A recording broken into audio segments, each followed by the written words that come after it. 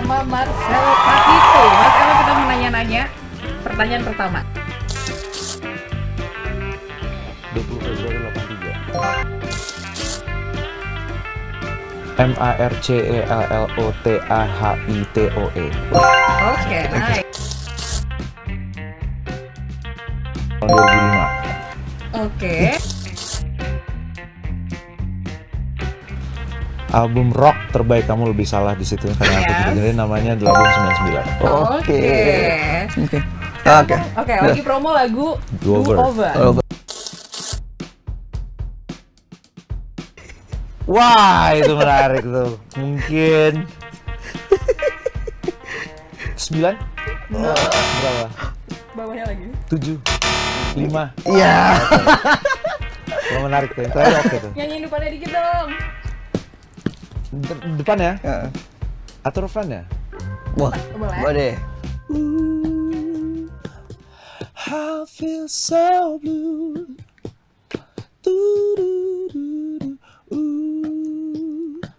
I'm so not over you. Ding ding ding ding. That I was starting you. Dun, dun, dun.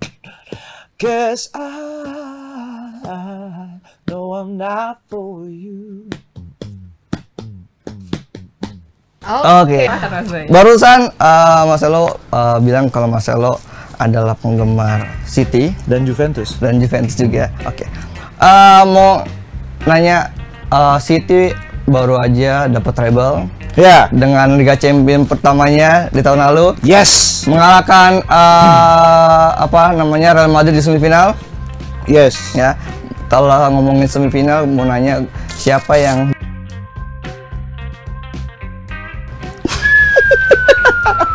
kira-kira nonton gak tuh? Gue mestinya nonton. Leg kedua ya? Leg kedua, pembantaian besar-besar. Wah, udah lupa gue. Siapa? Bruno Fernandes? Bukan. Bernardo Silva. Bernardo Silva. Dia bikin 2 gol, I see, gol I see, menit I see. 17 dan menit 37. Bruno Fernandes PMU. Skip, sama-sama Portugal, sorry. Beda ini, satu kota. Dan cuman Manchester United dan Man City yang dari Inggris kalau nggak salah yang punya treble. Jadi treble itu hanya dimiliki kota Manchester. Aja, keren. Oke. Kalau kemudian kalau untuk Juventus juga, tadi penggemar Juventus. Rabiot. Wah, iya lagi, apa lagi dia keren guys. Tahu. Oke, boleh cukup. Ini pertanyaan terakhir. Kita ngomongin skena musik sekarang. Tapi nggak ada pertanyaan benar salahnya. Kita cuma pengen tahu.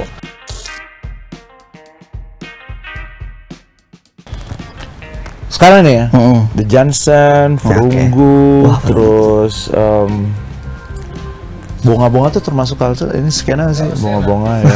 masuk juga nih. Terus siapa lagi? Panturas, ya kan? Panturas gue dengerin.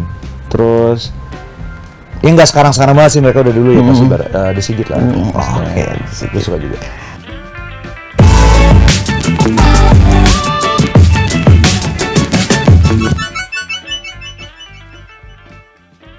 Halo Tribuners, baik lagi sama gue Bayu Indra Permana di konten terbaru Tribuners.com, si paling seleb. Dan sesuai dengan thumbnail ini udah dilihat sama teman-teman di YouTube, ada Mas Marcelo Tahito. Halo Mas. Apa kabar, Bay? Wis, alhamdulillah. Sehat Marcelo? Sehat banget. Harus sehat dong, dengan karya baru, judulnya Do Over. Do Over. Do Over, apa nih Mas Elo yang ingin Mas Elo bawa dengan lagu Do Over ini yang ingin disampaikan ke pendengar-pendengar musik di Indonesia? Sebenarnya sebuah karya yang lumayan baru untuk gue juga sih. Wah, baru. Karena gue belum pernah membuat sebuah tatanan musik yang seperti ini ya, vibes-nya gitu.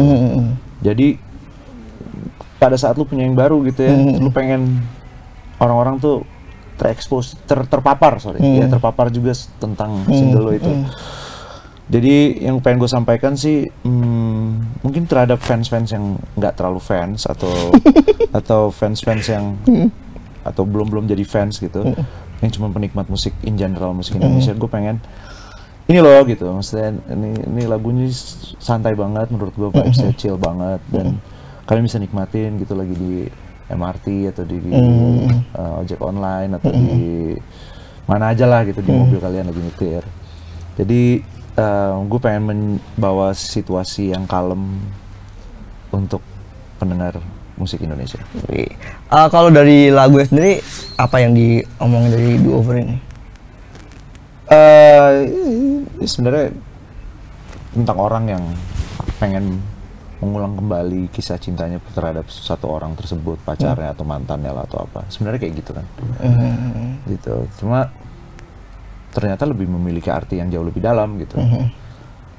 Secara konsep tema tuh kayak gue harus kayak gue melakukan ini semua kembali gitu.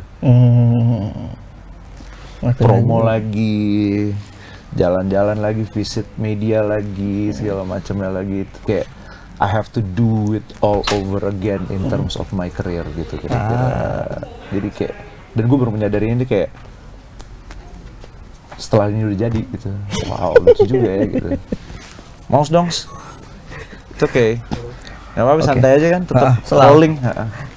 Jadi selain emang lagu itu yang emang ingin mengulang kisahnya, dan lu pun jadi mengulang lagi rasa-rasanya, promo-promo lagi, jalan-jalan lagi, membuat sebuah lagu yang seperti ini lagi gitu, yang bertemakan cinta yang ini gitu. Walaupun ini bukan pengalaman pribadi gue ya, ini pengalamannya basis gue justru gitu. Jadi kita lagi di meja makan gue, terus bikin lagu apa ya gitu. Terus gimana kalau konsepnya Do Over gitu. Dia baru putus juga, jadi kayak oke, gitu. Jadi gue bikin, terjadi. Nah, ini lagu bukannya waktu The Presscon udah siap tuh 5 tahun lalu lah? Iya, 2018. Oke, itu gimana proses ketika waktu lagu itu jadi, selain tadi yang di meja makan, jadi tuh kenapa nggak langsung saat itu juga dan kenapa baru sekarang nih? Jadi kita lagi ngembangin konsep si 99 kan. Enggak juga sih sebenarnya, waktu itu belum kepikiran 99. Kita masih mau fokus ke Antistatis, bener-bener nggak kepikiran tuh. Tapi kita lagi, gue baru keluar rehab kan. Terus gue kayak pengen cepet-cepet balik ke studio untuk ngebiasain diri lagi di studio, berkarya lagi gitu. Walaupun gue di dalam rehab, gue main-main gitar dan gue bikin lagu, kebanyakan lagu 99 tuh di dalam rehab tuh. Kalau lagu ini enggak? Ini enggak, ini di luar. Musiknya pun enggak ya? Tapi setidaknya apa? Musik apa kebayangan musiknya pun enggak juga? Sama sekali enggak. Itu bener-bener di meja makan itu tahun 2018 malam-malam tuh. Terus gue lagi suka bikin lagu terus gitu. Nah, waktu kita mau ngerjain 99, ini ada beberapa, udah ada 18 lagu kan gitu. Karena 9 lagu bahasa Inggris, 9 lagu bahasa Indonesia. Kayaknya ini nggak masuk deh gitu. Gue nggak tahu, gue nggak punya feeling aja untuk ini masuk di album itu karena lumayan berbeda warnanya dan konsepnya gitu. Jadi udah jadi utuh tuh mas saat itu? Udah jadi, udah rekaman, udah mixing juga. Jadi sebenarnya udah jadi. Cuma betapa sabarnya gue untuk bisa harus mengeluarkan ini 5 tahun berikutnya ya. Apa yang lu jaga akhirnya, karena kan setelah itu ada album 99-nya itu yang akhirnya dapat AMI kan. Tapi akhirnya lu milih ini untuk gue tahan dulu deh nih, gue tahan. Dan kayaknya lu juga nggak tahu nih lu tahan sampai kapan, sampai akhirnya lu rilis di 2023. Kayaknya sebenarnya gue lebih menunggu orang yang tepat untuk bisa mengelola lagu itu deh. Dalam artian gimana tuh menunggu orang yang tepat? Gue kan baru masuk label lagi kan. Nah, gue waktu yang 99 tuh gue bener-bener sendirian. Pas pandemi juga. Terus habis itu akhirnya gue ketemu sama orang yang namanya Aka Zakaria, itu adalah bosnya label gue. Terus dia orangnya kayak punya faith untuk gue gitu. Pada saat gue lagi nggak punya apa-apa, sejujur aja. Gue nggak punya hits. Gue udah hampir 7 tahun men nggak punya hits. Terus mereka datang dengan punya faith bahwa dia mau invest di karya dan talenta gue gitu. Buat gue kayak, wah gokil sih loh gitu. Maksudnya orang lain sih udah pasti nggak bakal mau anjir. Masa sih orang serius udah nggak mau lah. Maksudnya cap has been itu ada lah di gue gitu. Iya. Ngerti gak sih? Gue udah 40 dan ngerti ya? Tapi ini orang bisa ngeliat karakter gue gitu, dan kayak dia bisa ngeliat potensi gue, dan dia punya kepercayaan, keyakinan terhadap talenta gue, dan buat gue itu orang yang gue butuhkan untuk bekerja sama gitu. Karena dia punya faith, gue punya faith gitu. Ya udah, ayo jalan sama-sama. Dan akhirnya memang ternyata harus nunggu segitu lama untuk ketemu orang yang tepat, dan gue percaya dengan tidak ada yang kebetulan gitu. Iya betul. Gue percaya dengan semua udah ada jodohnya ya. Benar. Ketemu jodohnya di 5 tahun kemudian. Oke. Tuh. Kalau musik kan, kalau bisa dibilang mungkin agak mirip-mirip kayak musik-musik zaman sekarang ya, yang tadi kan yang chill mungkin, agak house musik gitu kan. Apa waktu itu kebayang gimana Mas, lu bikin musik yang aransemennya yang seperti itu? Gue selalu membuka kuping gue dengan segala macam jenis musik sih. Bahkan di luar apa yang biasa gue mainin gitu. Gue selalu ngebuka kuping gue luas banget untuk itu. Karena buat gue referensi itu penting gitu. Jadi kayak itu selalu ada di kuping gue tuh, playlist masa kini lah gitu. Terus kayak walaupun gue nggak tahu ini siapa yang nyanyi dan segala macam, tapi sering keputer kan gue. Terus gue suka dengan konsep eksplorasi, gue suka tantangan. Gue nggak suka dengan cuman gue udah nyaman di sini nih, hidup dua aja deh, atau masih ada aja udah cukup gitu. Gue nggak suka, gue pengen coba lagi gitu. Seperti apa yang gue lakukan waktu tahun 2016, gue keluar dengan nama Marcelo Tahitu.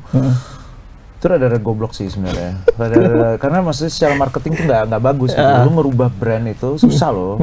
Lu ngerubah dari Elo ke Marcelo Tahitu tuh nggak segampang membalikan telapak tangan gitu. Bener-bener orang bahkan spend million of dollars untuk branding consultant gitu, brand consultant. Jadinya itu susah sih. Makanya sampai sekarang banyak orang nggak tahu kalau Elo itu Marcelo Tahitu, dan kayak ada komen, anjir bang, lu mirip banget sama Elo ya anjir. Kalau lu juga mirip lagi. Wow ya. Keren sih. Mana Elon lu yang beda banget lagi kan enggak? Iya. Jadi kayak wah kocak sih ini gitu. Dan akhirnya ini salah satu tantangan ya buat gue. Bikin lagu kayak Do Over, gue nggak pernah bikin kan. Iya, itu dia. Aku coba, seru juga ternyata. Karena ketika itu dirilis, kalau lu nggak cerita ini dibikin 5 tahun lalu, mungkin orang mikir kayak ikut musik kekinian nih, ikut musik zaman sekarang nih kayaknya nih, yang chill-chill. Gue pernah dikasih tahu dari komen-komen gue tuh, ini mirip ini, mirip ini. Sumpah gue nggak pernah tahu itu band itu yang mana. Yang pasti band kekinian kan? Iya, siapa namanya? Godi apa Godi bacanya? Apa Elephant Cage? Oh iya Elephant Cage. Sumpah gue nggak pernah denger, sumpah mati gue ngomong, gue nggak pernah denger tuh band.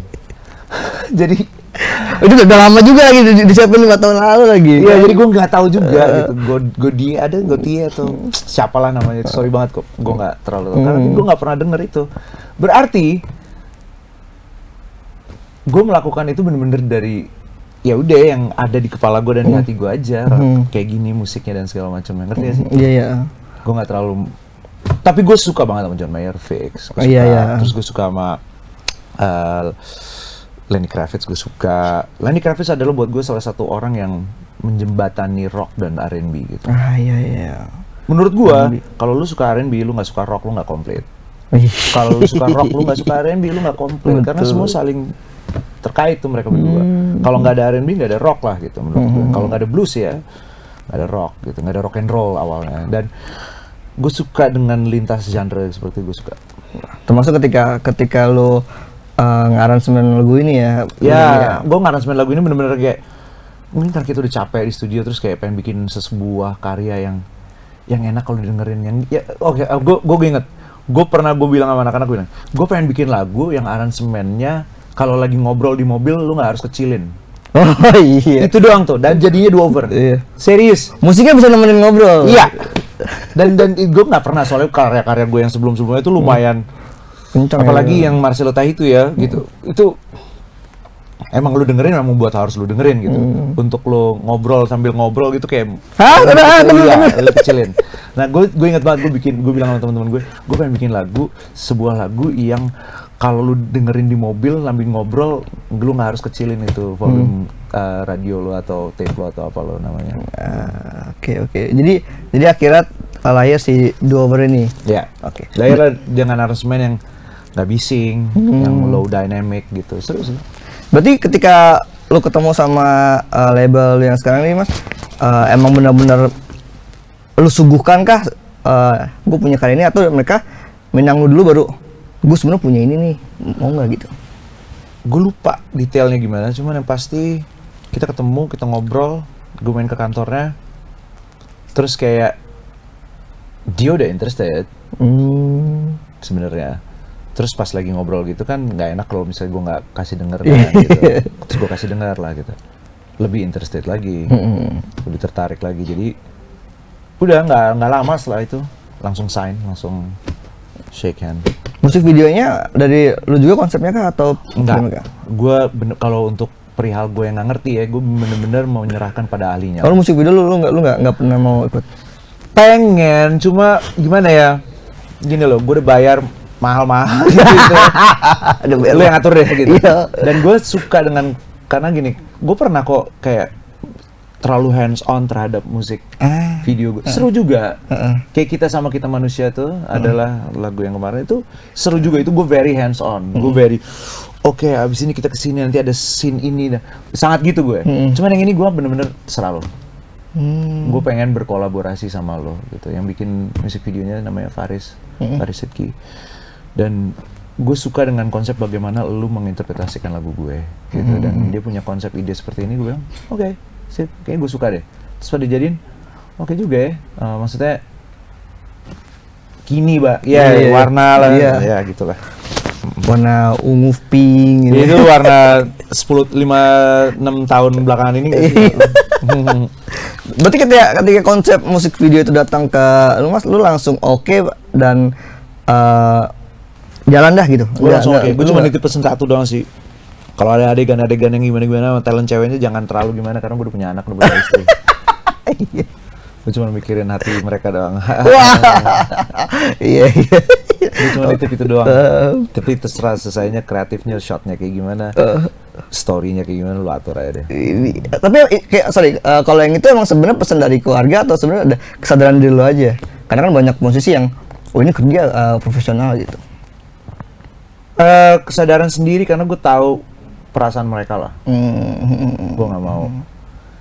Walaupun mungkin nggak apa-apa kali ya, cuman nggak aja gitu. Jadi juga bukan itu yang mau dijual juga kan sebenarnya, vibe-nya kan yang dia bawa. Itu cuman simbolisasi sebagai ada scene sebuah hubungan laki perempuan. Gitu doang. Ketika lagu ini udah dirilis, apa namanya tanggapan fans lu yang udah mau menungguin karya-karya lu terbaru, atau mungkin pendengar apa namanya orang-orang yang masih nganggap mungkin Elo dan Marcelo itu berbeda gitu, apa nih masalah yang lu dapetin di sosial media biasanya belakangan ini? Akhirnya ada satu filterisasi yang terjadi dalam segi fans, bahwa yang emang true fan itu dia bener-bener ngikutin gue banget, dan dia ngerti bagaimana gue suka mengeksplorasi musik gue gitu. Kalau yang cuman fans yang cuman di surface, di permukaan doang, cabut tuh. Tapi kalau yang bahkan yang fans-fans yang notabene Marcelo Tahitu yang emang doyan musik rock dan grunge dan segala macamnya, ada beberapa yang masih ngikutin sampai sekarang, dan wah keren ya, keren. Maksudnya bahkan gue sempat ngobrol sama pelaku scene itulah. Gue kasih denger dong, gue pikir bakalan no man, ternyata mereka yang kayak wah anjir keren ya, asik ya gitu. Dan buat gue, ya lu mau itu lu tetap butuh soft side. Iya betul. Iya. Dan buat gue soft itu bukan berarti lu bukan berarti karakter lu soft gitu, enggak juga. Ada aja di dalam satu hidup lo atau dalam diri lo tuh lu butuh sentuhan soft itu gitu. Kalau kata temen gue begini men, nah ini udah, gila, udah metal banget. Segini-gininya ya gitu loh, maksud gue. Tetap ada itunya dan orang bisa nikmatin lah gitu. Dan true fan itu akhirnya sekarang kebentuk bahwa mereka nangkep konsep gue untuk menggabungkan Elo dan Marcelo Tahitu collab gitu. Emang hidup nggak harus buru-buru terus, nggak harus kenceng terus. Iya. Slow lah. Ada plannya juga kan, chill ya. Rem gitu. Nanti juga masih enak kan, nyender. Slow, santai. Bener. Bener. Dinamika dalam hidup penting kan. Kadang lu kenceng, kadang lu pelan. Kenceng mulu kan capek. Ini Jakarta udah terlalu cepet bro. Stop dulu. Ngerem dulu. Lu udah arrive nih, lu udah nyampe nih.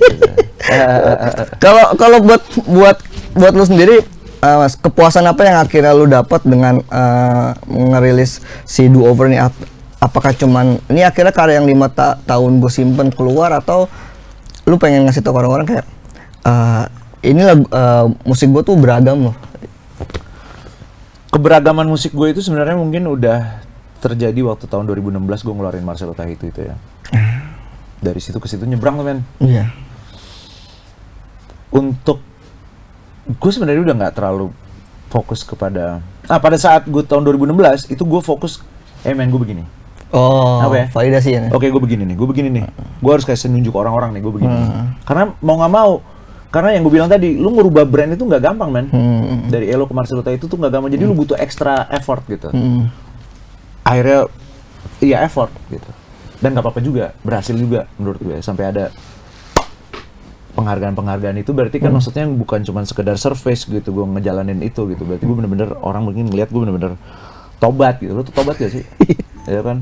Total banget. Total gitu. banget. Iya. Jadi maksud gue bener-bener sampai ke dalam situ. Nah sekarang gue udah kayak terserah deh gitu. Gue ngeluarin, gue menikmati, gue main manggungnya juga enak, lagunya seru. Dan setlist manggung gue sekarang tuh bener-bener Elo sama Marcelo Tahi itu collab gitu. Jadi tiba-tiba ada Shudupdu, ada Gadisku, tiba-tiba ada Hanyut, ada Berdiri Sampai Mati, terus tiba-tiba ada Tanah Merdeka, tiba-tiba ada Do Over gitu. Jadi kayak bener-bener gue menikmati dinamika itu banget gitu loh. Maksudnya dan gue juga nggak terlalu berpikir keras soal apa ya orang nanti ngomong gitu. Gue udah lewat tuh. Rasa-rasa itu gue udah nggak peduli sih. Berarti emang lu buat apa? Udah dalam tanda kutip udah bukan nyari validasi orang-orang lagi itu ya? Gue nggak terlalu sih. Ya. Gue nggak kepikiran itu. Gue yang penting bagaimana gue bisa bikin lagu yang enak, istri gue dengernya suka, anak gue juga happy, keluarga gue happy, fans gue senang, manggung gue banyak, label gue happy. Kalau masalah validasi, enggak lah ya, cukup lah. Maksudnya gini, lu mau ngomong validasi apa nih? Gitu, maksudnya buat gue penting-penting nggak penting sih sebenarnya validasi sebenarnya. Tapi kalau buat beberapa orang penting, buat gue juga penting. Kayak waktu gue kemarin dapat AMI Awards 2021 Best Album Rock. Buat gue validasi itu penting banget tuh untuk album yang itu. Karena saat itu ya. Saat itu ya, maksudnya gini, gue gila akhirnya gue bisa mendapatkan satu penghargaan yang buat gue itu pecah banget sih gitu. Lu penyanyi solo loh. Lu bareng kalau nggak salah nominator itu band-band yang gede-gede banget ya. Terus lu menang gitu. Dan yang nilai ini kan bukan polling based, fan based polling gitu kan enggak kan. Itu bener-bener yang kayak pelaku musik dikasih ininya terus mereka menilai kan ya. Mereka menilai dan segala macamnya. Itu wow banget tuh buat gue gitu. Kayak waktu zaman dulu gue tahun 2005 gue dapat apa namanya? Best pendatang baru atau best karya R&B terbaik. Itu wow banget juga buat gue. Gue senang. Gue nggak menolak itu. Gue bukannya berarti anti kayak apa sih? Enggak juga. Iya. Gue lu dikasih apa lu masuk nominasi happy banget. Gue orang normal men, gue suka bener, banget. Bener.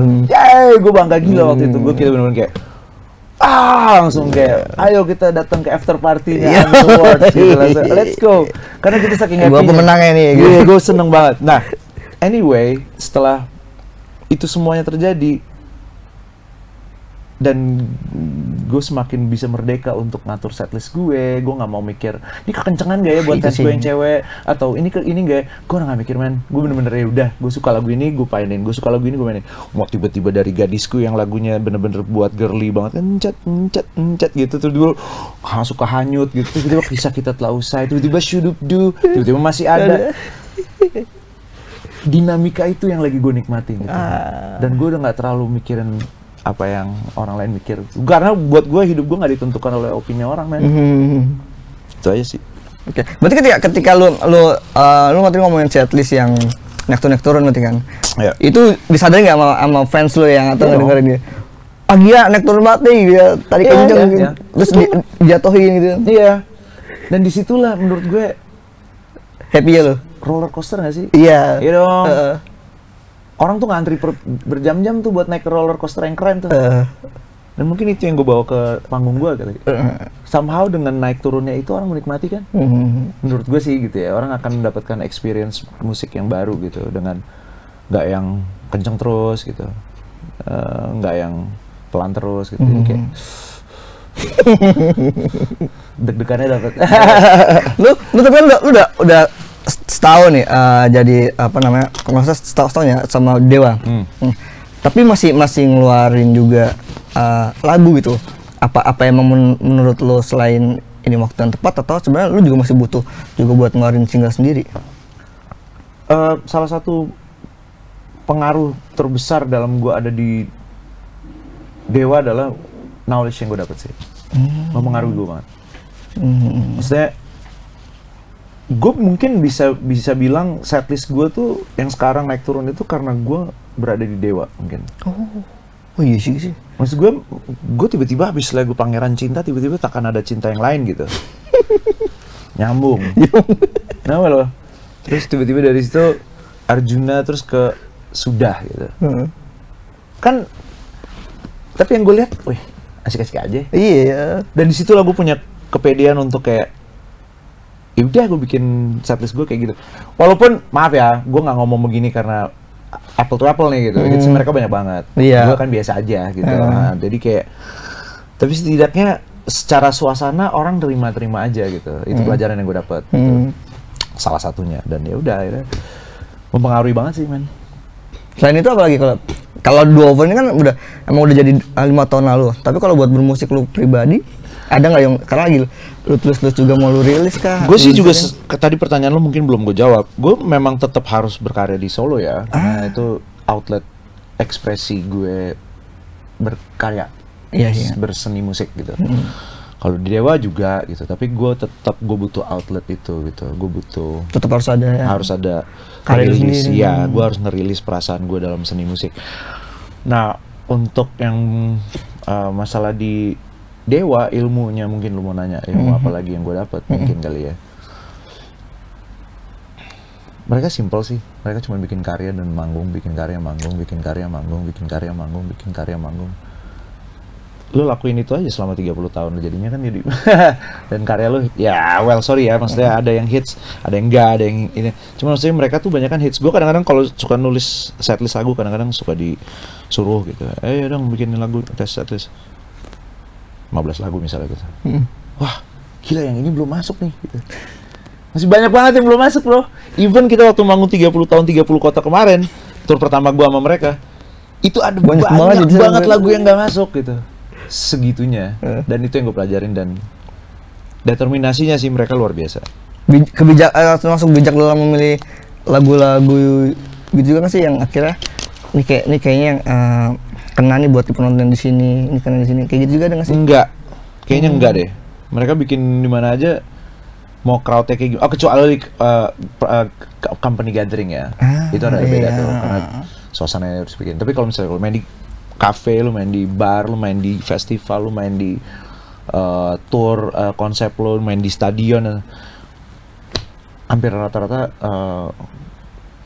vibes-nya seperti itu. Selain tadi ada treatment khusus lah, kecuali yang company gathering kali ya. Pokoknya lagu-lagu hitsnya aja itu yang tapi setiap kota akan sama banget dong berarti lagu-lagunya. Kebanyakan atau ada sedikit berubah-ubah? Untuk certain period of time, iya sama. Tapi kalau misalnya nanti udah bosan pengen lagu yang ini berubah gitu. Bosan lagu yang ini berubah gitu. Tapi ada beberapa lagu yang udah mandatori yang udah nggak bisa diganggu-gugat tuh emang harus ada. Lu kayak kangen nggak mungkin kalau bawain lah. Pupus, Arjuna. Kalau buat gue ya gue sudah tuh nggak mungkin gak gue bawain. Harus gue bawain. Terus kan beda-beda nih vokalisnya nih. Jadi Firsa udah punya ininya sendiri, Mas Lasso udah punya track list yang memang harus dia bawain gitu. Nah, seru sih, seru man. Nah kalau buat lu sekarang yang lu bilang tadi lu harus banget tetap nulis lagu, nulis karya buat lu secara pribadi. Influence yang dari Dewa selain tadi lu setlist yang buat lu ketika lu manggung, tapi buat lu dalam nulis ngaruh nggak tuh? Dalam bikin musik ngaruh nggak tuh? Akhirnya setelah Dewa.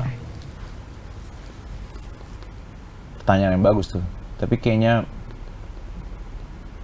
nggak terlalu berpengaruh ya. Maksudnya gini, Dewa tuh musiknya luas. Ada yang begini, ada yang flamboyan, ada yang keras, ada yang elektronik, ada yang luas. Nah, gue ngambil garis besarnya. Dan gue kalau ngomong sama Mas Dani ya, soal musik, kita suka nyambung karena dia suka ini, gue suka ini, dia suka itu, gue suka itu, dia suka yang musik yang seperti gue juga suka sih. Maksudnya seru nih, seru. Wah kalau ngulik musik sama dia, buset, lo harus coba sih sekali-sekali, lo kayak bener-bener kayak 3 jam nggak cukup lah gitu, karena dia pasti penuh. Ya kan kepalanya bener-bener musik doang isinya kali ya gitu ya. Maksudnya CD banyak banget Oh, iya, tuh, atau piringan hitam di kepala dia banyak banget, atau kaset. Lagunya ada anak semua lagi. Nah, iya, jadi maksud gue tidak mengambil kayak, oh Dewa nanti pas lagi interlude-nya atau bridge-nya dia pakai begini nih. Enggak, gue nggak ke situnya sih. Gue lebih cuma ngambil garis besarnya dong, kayak, wow nih orang dedikasi banget ya, determinasi banget ya, gitu loh. Maksudnya kayak, kan kita bikin tour nih, tour ini banyak banget. Dan itu treatmentnya khusus-khusus juga tuh. Kayak misalnya orkestra udah pasti pakai orkestra, lagunya juga dipilih yang mana gitu. Terus yang All Star kemarin sama apa Richie Kotzen dan adalah rock legends di Amerika datang ke Indonesia nyanyiin bareng kita gitu. Buat gue itu determinasi, Pak.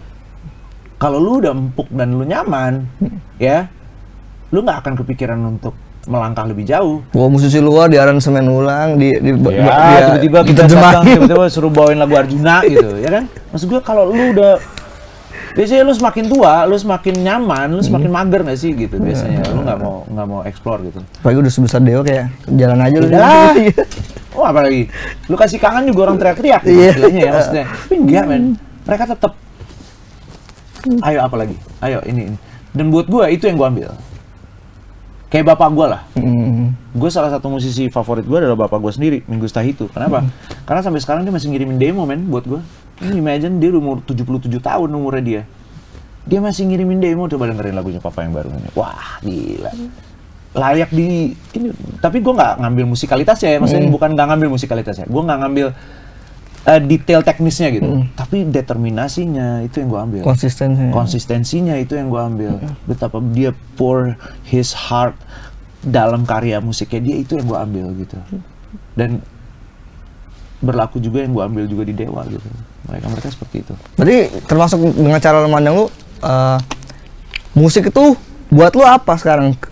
Ketika lu udah dengan karir sendiri, dengan sebagai Dewa, apakah musik cuma sebagai hobi atau mungkin sebagai mata pencaharian? Lu tau gak sih serunya jadi David Beckham gitu atau Cristiano Ronaldo?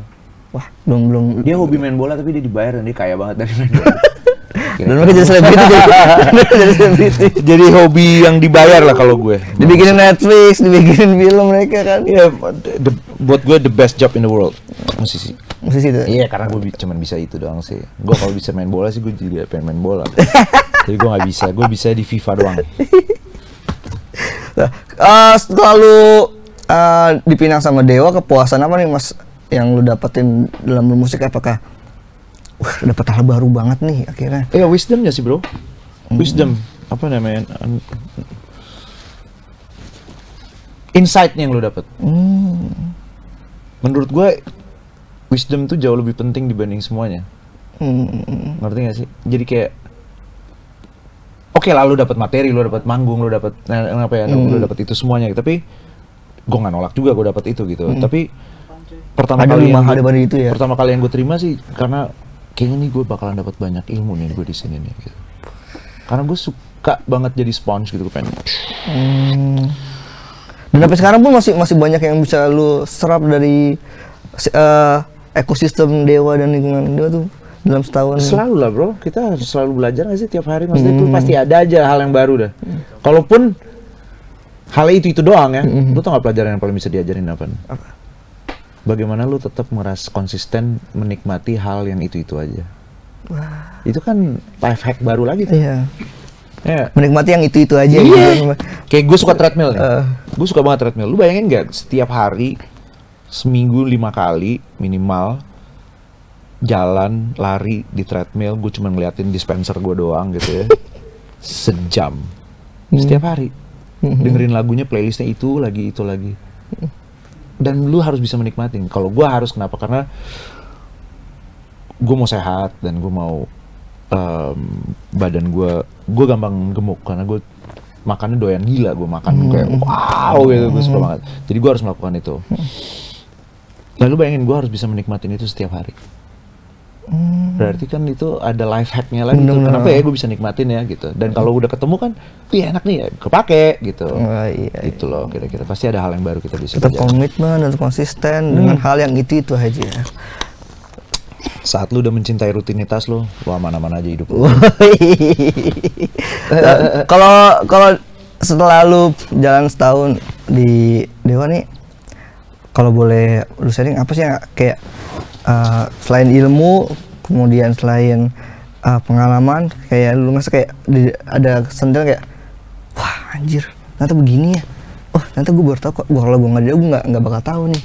Apa mungkin celotehan yang ternyata lu baru tahu, ternyata personalnya Om Dani seperti apa yang ternyata nggak kebayang ya kalau gue nggak masuk sini. Mungkin itu nggak mungkin gue share di sini. Iya. Nggak usah detail, cuman kayak apa gitu yang Adalah pasti. Nggak cuman kerjaannya, tapi maksudnya the way of thinkingnya dia gitu. Itu ya. Gue nggak mau ngasih tau detail ya, cuman way of thinkingnya dia, terus way of thinkingnya Mas Andra, way of thinkingnya Mas Agung, way of thinkingnya Ayuke gitu. Maksudnya ini mereka antik semua men buat gue gitu. Dan itu sih gitu, maksudnya gini, gue suka ketemu orang, gue suka karena buat gue saat gue ketemu lo nih Bay, oh dia pakai kargo nih, oh dia pakai ini. Gue pengen tahu otaknya kayak gimana. Kalau yang ini kan nggak penting kan, buat gue ini nggak ada urusannya nih sama lu. Apa yang lu pakai di luar tuh nggak ada urusannya. Gue nggak suka nge-profile orang dari situ gitu. Tapi kayaknya Bayu anaknya saik nih gitu ya kan. Ya, terus jadi kayak, nah itu yang gue suka lakukan. Gue ketemu orang-orang yang seru, yang asik gitu. Dan itu yang gue dapetin di Dewa gitu. Pasti dapat ilmu yang baru aja. Nggak tahu lah ilmunya mau kepake mau enggak, at least referensi lu pasti baru terus. Gitar, cereng. Waktu itu gue wawancara Firja setelah dia dapat Platinum Award, terus gue tanya kan ke dia, lu di Dewa bikin lagu nggak? Dia bilang udah bikin dari 2021, dikasih ke Mas Dani, belum ada jawaban. Nah kalau lu ada bikin lagu buat Dewa nggak, iseng-iseng ngasih ke Mas Dani? Nggak. Kepikiran atau mungkin seperti apa? Nggak Nggak kepikiran juga atau nggak ada niat juga? Belum ada kepikiran dan belum ada niat juga. Kenapa? Gue nggak bilang enggak sih, belum lah. Kenapa belum, sampai saat ini masih belum ada kepikiran? Waktunya men, belum ketemu kali ya. Gue masih sibuk juga di Solo, juga sibuk, di Dewa juga sibuk. Jadi emang udah nggak belum itu gitu. Dan lu kalau karya udah lah ya.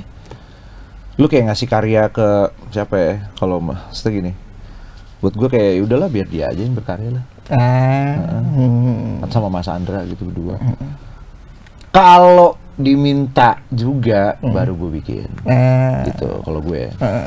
Berarti serahkan pada ahlinya. Serahkan pada ahlinya bro. Dan dia udah paling ahli soal itu.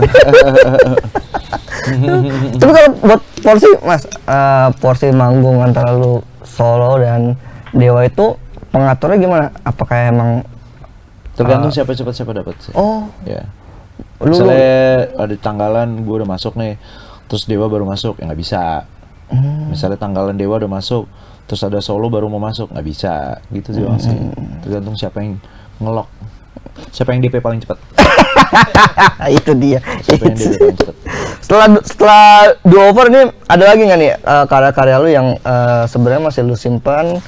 Kan tadi lu bilang juga lagi di rehab juga nulis banyak gitu. Apa itu semua habis di 99? Itu habis di 99. Oh, habis semua tuh. Cuman gue ada menulis lagi beberapa yang udah di pas keluar rehab.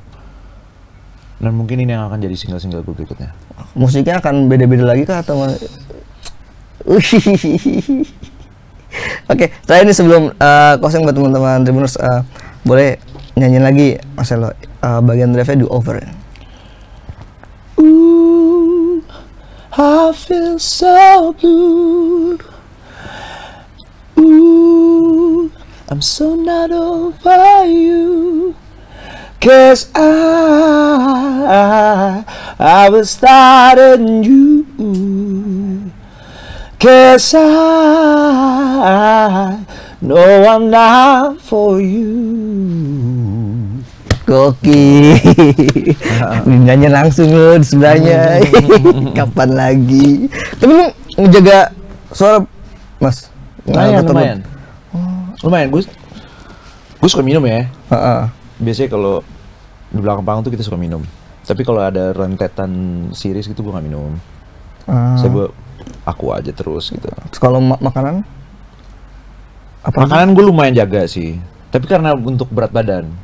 Tapi kalau lu nanya gue, men, gue makan segala, men. Jelas. Enggak yang mantang-mantang. Nggak ada urusan gue. Kecil. Bodo amat. Betul, mana cuma buat sehat aja ya, membuat suara. Bener, sama kalau misalnya kayak kayak minum gitu kan, atau kayak bir gitu atau apa gitu kan. Kalau lu nyanyi itu kan pita suara lu kepake. Pada saat kepake itu rada bukan usang, apa namanya? Luka lah, bukan luka ya. Pokoknya kayak misalnya lu gesek ini lu merah nih. Oh iya. Itu gua nggak tahu tuh. Iritasi mungkin. Mungkin lah bahasanya mungkin ya. Apalah itu namanya. Kalau lu luka terus lu kasih alkohol, kering tuh. Pas lu kering lu susah tuh. Gitu kan. Gitu. Tapi kalau misalnya gue suka ngasih self reward juga sih buat gue kalau misalnya, wah ini udah selesai nih. Ayo. Kayaknya masih seminggu lagi nih aku manggung. Iya. Waktu yang 10 hari tuh udah bener-bener. Ayo dong. Ya, thank you bro. Air putih aja. Udah bijak. Udah bijak, bener men. Udah bisa self control itu. Itu dia yang penting, self control. Ya, Buknya bijak. Bijaksana bro. Oke, thank you Mas udah mampir ke podcast si paling seleb dan Tribuners.com dan si paling seleb ya. Yoi. Buat teman-teman Tribuners, thank you udah nonton si paling seleb dan tunggu konten-konten berikutnya dan sampai jumpa, bye-bye. Terima kasih sudah nonton. Jangan lupa like, subscribe, dan share ya.